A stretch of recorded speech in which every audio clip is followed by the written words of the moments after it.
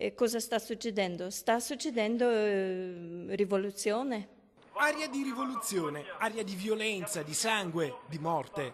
L'inferno di Kiev fa piangere gli ucraini che vivono in Veneto. A Mestre c'è la comunità più grande, 5.000 persone, uomini e donne che ogni giorno seguono con apprensione quello che sta succedendo nella loro patria, alle loro famiglie. Sulla piazza sono scesi studenti, intelligenti, pensionati, nonni, bambini. Certi domeniche erano quasi 2 milioni di persone a Kiev. Chiamare tutti che sono estremisti, che sono ribelli, non è giusto. Chi oggi urla nelle piazze ucraine lo fa per trascinare il paese in Europa. Non è solo una questione politica, ma anche storica. Pesano le tradizioni cristiane, pesa il senso di appartenenza di un popolo che oggi rivendica il suo diritto all'autodeterminazione, a scegliere il proprio destino.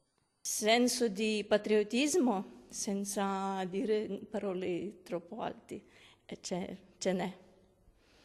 E qui ho sentito anche tanti italiani che state insegnando di essere cittadini. Quella frase da un vecchio italiano mi ha colpito molto.